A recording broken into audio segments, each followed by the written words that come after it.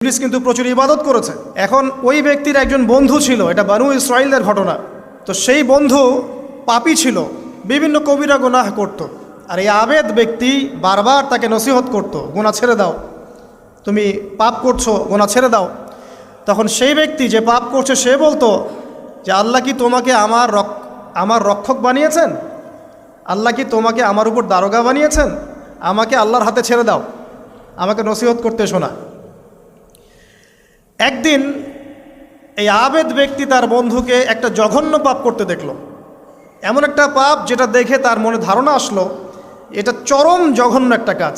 তখন সে মুখ ফসকে বলে ফেলল যে আল্লাহ তোকে আর মাফ করবে না, আল্লাহ তোকে জান্নাত দিবে না।